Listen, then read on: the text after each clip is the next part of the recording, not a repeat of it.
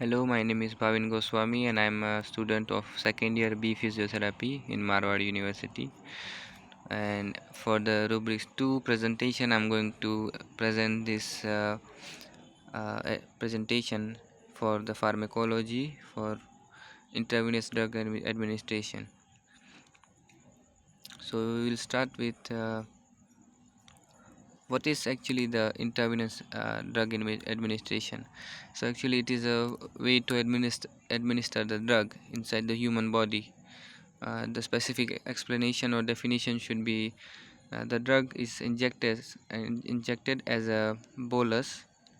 uh, we can refer the bolus as a dose, uh, which in Greek means lump. Or so the bolus is infused slowly over the hours in one of the superficial veins, and it's also called IV. So in short, it is just a way to administer the drug by using the intravenous method. So there are different types of IVs, like uh, small gauge, narrow gauge, or a larger gauge, and different types of them are mentioned here in the image. You can see for different age and size of the patient, we use different IVs.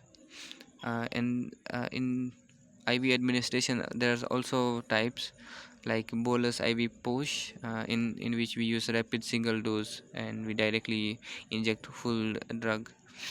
And in intermittent infusion, we use short period of short burst of the drugs, like in the morning, in the evening, like that. And in continuous infusion, we use the ongoing drips, which we use like D5 and normal saline. And there is also something called PCA, in which the self dose is used. It is mainly used for pain control. So in the indication of the IV, we use mainly the IV in emergency conditions. The drug directly reaches into the bloodstream and effects are produced immediately.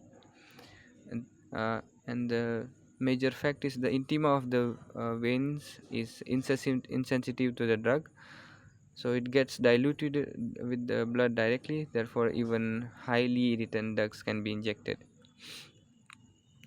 which is much better in the cases of the people who can't bear with the reactions with the drug, and it is not painful as people think about it.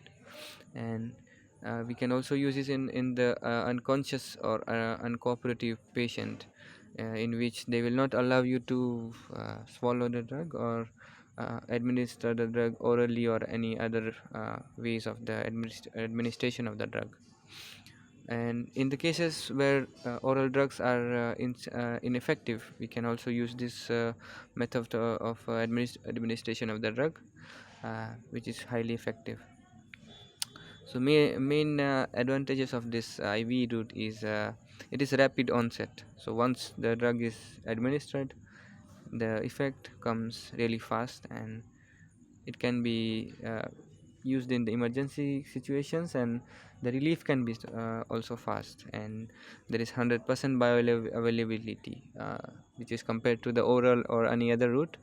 There is always chance of first pass metabolism or anything, and those things will reduce the bioavailability of the drug.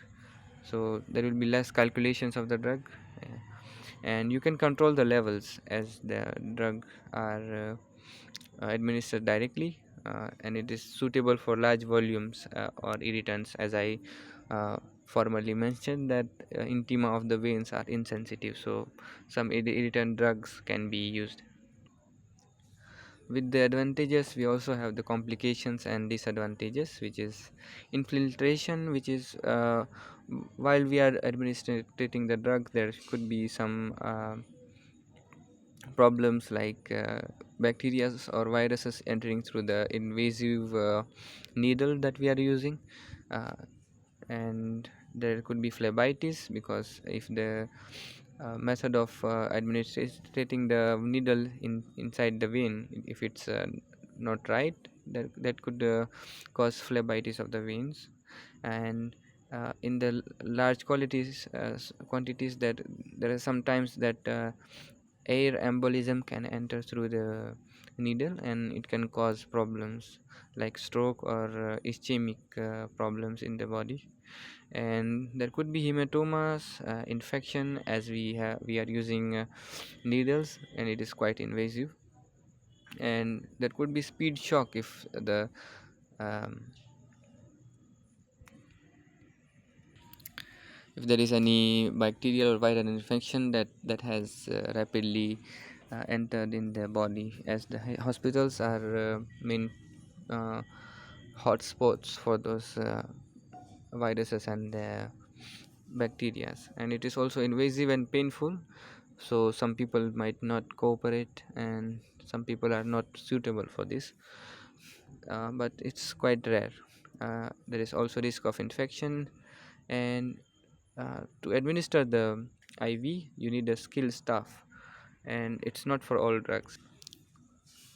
And here are the common sites we can use for IV, which uses the dorsal hand veins, cephalic vein, basilic vein, and medial cubital vein. Mostly they are using the medial cubital vein and the dorsal hand veins.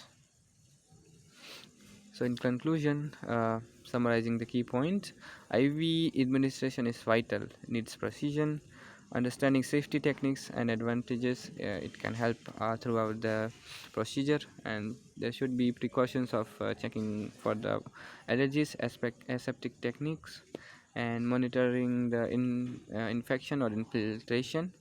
And we should always label the lines so we don't confuse between IVs and any other lines.